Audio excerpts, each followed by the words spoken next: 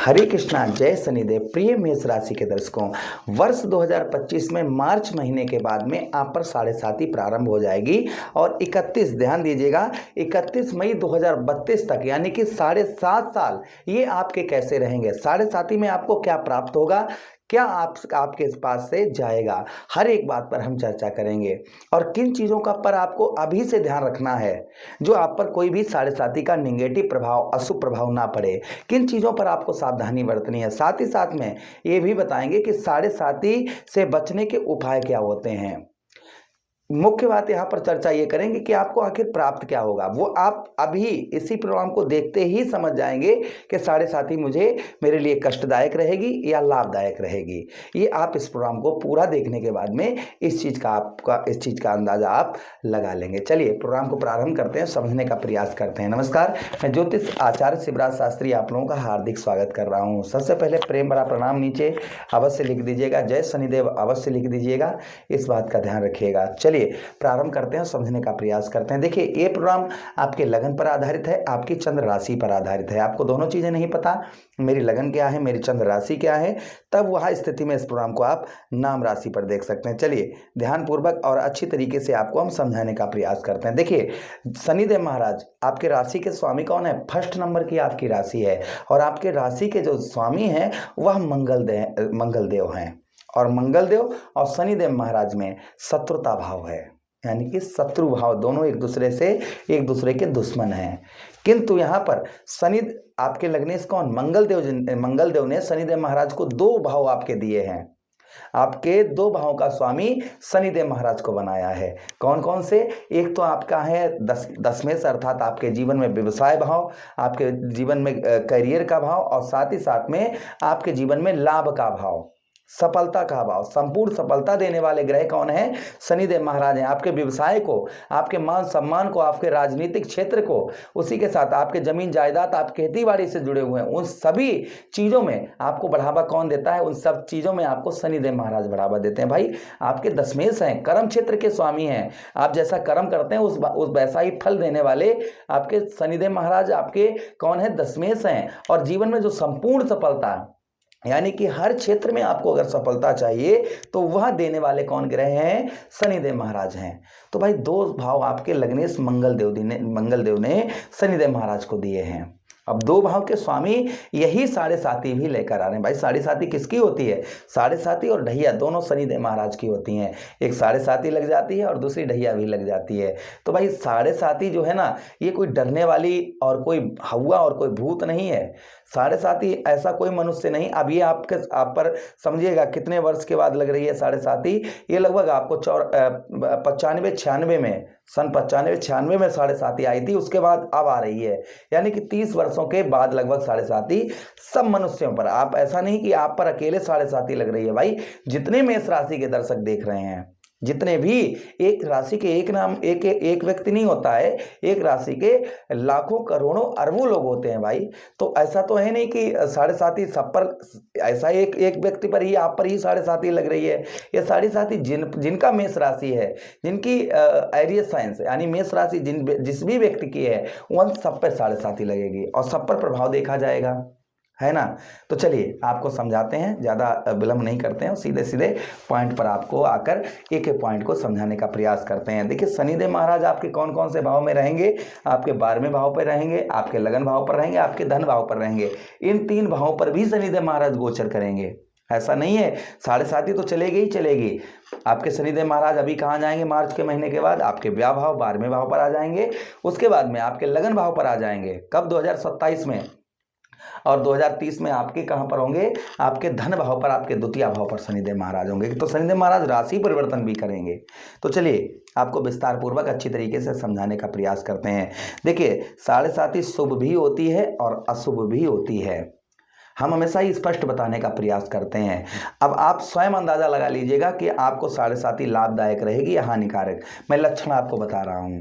देखिए साढ़े साती रहेगी अगर आपने किसी के रिश्तों को तोड़वाया होगा, जैसे किसी का रिश्ता बहुत अच्छा चल रहा है या उनका प्रेम चल रहा है, उनके घर में सब कुशल मंगल हैं और आपने क्या किया, उसमें दखलंदाजी कर दी, उनके परिवार को बिगाड़ना शुरू कर दिया, उनके घर में काना फूसी के शुरू कर दी कि ये बेकार है, ऐसा करो, तुम ऐसा करो, है ना। अगर आपने इस तरीके की अगर हरकत की पहले, यानी कि किसी के रिश्तों को तोड़वाया, उसी के साथ किसी के लड़ाई झगड़ा करवाया, चापलूसी अगर की है, तो वही घूम फिर कर आपके पास भी आना है। ये क्लियर समझ लीजिएगा। साढ़े साथी का यही मतलब है कि आप भाई साढ़े सात क्या है, साढ़े साथी की जैसे हमारा कोर्ट में कोई केस चलता है, हमने जीवन में जो भी हमने पाप किए हैं या कर्म ऐसे किए हैं तो हमें सजा मिलती है ना। कोर्ट में क्या, कोर्ट क्या देता है, हमको सजा देता है ना। वैसे ही शनिदेव महाराज की अदालत है कि आपने जो किया है वैसा ही आपको भरना पड़ेगा। अब ध्यान से सुनिएगा, अगर आपने ऐसा नहीं किया है तो बिल्कुल आपके रिश्तों में कोई दरार नहीं होने वाली है। और हाँ, अगर आपने ऐसा कुछ किया है तो आप पर साढ़े साती का असर देखा जाएगा। दूसरे के रिश्ते को बिगाड़ा है, दूसरे के घर में काना फूसी की है, चापलूसी यानी कि इधर की उधर बढ़ाई, उधर की इधर बढ़ाई, अगर ऐसा किया है तो आपको साढ़े साती का दौर, ये दौर से गुजरना पड़ेगा। अशुभ ये साढ़े साती आपके लिए इस चीज़ में आपके लिए देखी जाएगी। दूसरी चीज़, आपने अपने भाई, आपके जो बड़े भाई हैं या छोटे भाई हैं जो भी है, और आपने उनका हिस्सा खा लिया। भाई बराबर का हमें बंटवारा हुआ, किंतु हमने क्या किया, अपने भाई का भी हिस्सा खा लिया। हमने कहा अरे चलो छोड़ो, क्या होता है, कुछ नहीं होता है, तो वो भी आपको भाई साहब भरना पड़ेगा इस साढ़े साती के अंतर्गत ही। अभी तक तो आपको भरना नहीं पड़ा होगा, किंतु आपको भरना पड़ेगा। अगर आपने नहीं खाया है तो आप निसंकोच रहिए, साढ़े साती का कोई असर आप पर नहीं होगा। तीसरी चीज़, आपने चालाकी से, चतुराईपना से, धोखाधड़ी से धन कमाया, चालाकीपना से किसी को बेवकूफ़ बनाया और धन कमा, आपका धंधा व्यवसाय है इसी चीज़ का, तो भाई आप पर साढ़े साती का अशुभ प्रभाव रहेगा। आपने जो कमाया है वह कहीं ना कहीं उसमें से आपके सेंध लग सकती है, वह धन जा सकता है, ये ध्यान रखिएगा। मैं हमेशा ही स्पष्ट बताता हूँ, ऐसा नहीं। हाँ, उपाय भी हैं, इसके उपाय भी हैं जिन्हें आप करके, आप अगर ऐसा आपने किया है तो आप क्षमा याचना मांगकर इन भगवान शनिदेव महाराज से आराधना करके इन चीज़ों से छुटकारा भी पा सकते हैं, वो भी हम आपको बताएंगे। अच्छा, उसी के साथ पर स्त्री यानी कि अपनी स्त्री को छोड़कर दूसरे की स्त्री के साथ में विषय भोग किया।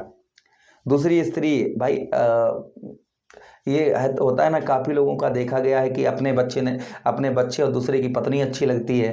ये तो सब लगभग बहुत सारे लोगों के साथ देखा गया है इस चीज़ का।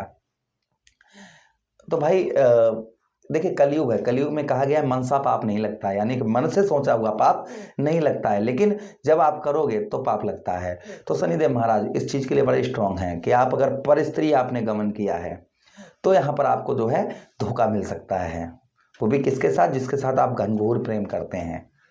इसलिए अगर आपने ऐसा कुछ नहीं किया है तो आप निसंकोच रहें। आपके रिश्तों में पत्नी के साथ या आप जिससे प्रेम करते हैं कोई संदेह वाली, कोई चिंता वाली बात नहीं है। हाँ, अगर उन्होंने किसी से किया होगा और आप उनसे कर रहे हैं तो आप निसंकोच रहें, जो कर रहे हैं उसको करने दें। तीसरी चीज़, आपको ये हम बहुत बारीकी तरीके से बता रहे हैं, अनुभवी बात बता रहे हैं, किताब लिखा हुआ ज्योतिष के अंतर्गत प्रभु संहिता में लिखा हुआ कि साढ़े साती का यही असर रहता है। तीसरी चीज़, जो लोगों ने वृद्ध व्यक्ति यानी कि अपने माता पिता को बहुत ज़्यादा सताया, उसी के साथ ही साथ वृद्ध व्यक्ति गांव में या कहीं भी कुछ वृद्ध व्यक्तियों को बहुत ज़्यादा आपने सताया है, तो भी साढ़े साती का असर आप पर देखा जाएगा। आप अल्कोहल का बहुत ज़्यादा सेवन करके उल्टे सीधे काम करते हैं, मंद्रा का, उसी के साथ मांस का सेवन करते हैं, तो भी आप पर साढ़े साती का थोड़ा बहुत हल्का फुल्का असर देखा जाएगा। अब देखिए, ये तो हमने आपको बताई हैं कि आप खुद अंदाज़ा लगा सकते हैं कि हमें साढ़े साती का असर रहेगा या नहीं रहेगा। अगर आप इन सभी कर्मों से, कुकर्मों से आप दूर हैं और आपने कभी भी ऐसे काम, गलत काम नहीं किए हैं, तो आप फिर यहाँ पर आप निसंकोच रहें, साढ़े साती का कोई अशुभ प्रभाव नहीं रहेगा। और इसके बावजूद अगर आप एक चीज़ और हम आपको बताते चलते हैं कि देखिए, साढ़े साती में मिलता भी है, क्या मिलता है, जो हमने खो दिया है, जो हमने खो दिया है वह शनिदेव महाराज की कृपा से हमें प्राप्त होता है। जो आपने अगर साढ़े साती से पहले ही आपने बहुत कुछ अपने जीवन में खोया है तो वह आपको साढ़े साती के अंतर्गत प्राप्त होगा। उसी के साथ मान सम्मान की भी प्राप्ति होती है, साढ़े साती के अंतर्गत मान सम्मान भी प्राप्त होता है। उसी के साथ ही साथ धन की भी बढ़ोतरी होती है और वैभव भी बढ़ता है। ये चीज़ें साढ़े साती के अंतर्गत में बढ़ोतरी भी देखी जाती है। तो भाई अगर आपने अशुभ कर्म किए हैं तो आप पश्चाताप कर लें। क्या करें, आप जो है कहीं भी श्रीमद् भागवत कथा चल रही हो वहाँ पर 7 दिन बहुत ध्यान से कथा का श्रवण करें, और नॉन वेज एल्कोहल पर जितने भी गलत कर्म है वो सब त्याग पत्र दे दें, उनको दोबारा ना करें, तो 7.5 का सुप्रभाव नहीं रहेगा। अगर आप श्रीमद् भागवत कथा आप करवा भी सकते हैं, अगर श्रीमद् भागवत कथा करवाएंगे तो भी आपके जितने भी पाप हैं वो सारे दूर हो जाएंगे, तो भी 7.5 का असर नहीं देखा जाएगा। अगर आप श्रीमद् भागवत कथा करवाना चाहें तो भी आप हमें संपर्क कर सकते हैं। आपके यहाँ बिल्कुल फ्री सेवा में हम आपके यहाँ श्रीमद् भागवत कथा अवश्य करेंगे। अच्छा, उसी के साथ ही साथ आप क्या कर सकते हैं, आप ओम प्राम प्रीम सा शनिश्चराय नमः, ओम सम शनिश्चराय नमः, इन मंत्रों का जप करें। ये करने से भी 7.5 का सुप्रभाव कम हो जाता है। शनिदेव महाराज से क्षमा याचना मांगे, प्रभु जो भी अनजाने में हमसे पाप हुआ उसे क्षमा करें, अब हम शरणागत हैं, आप आगे से कोई कर्म नहीं गलत करेंगे, और ना आगे से करें तो 7.5 का सुप्रभाव नहीं देखा जाएगा।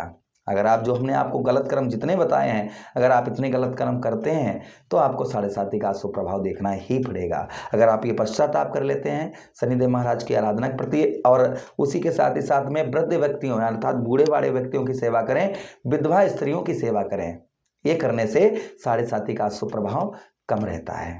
तो आशा कर रहे हैं प्रोग्राम काफ़ी अच्छा लगा होगा। मिलते हैं किसी अन्य प्रोग्राम में, तब तक आदेश दीजिएगा, और भी बहुत सारे प्रोग्रामों में ये चीज़ें आपको हम बताते रहेंगे। हरे कृष्णा, राधे कृष्णा।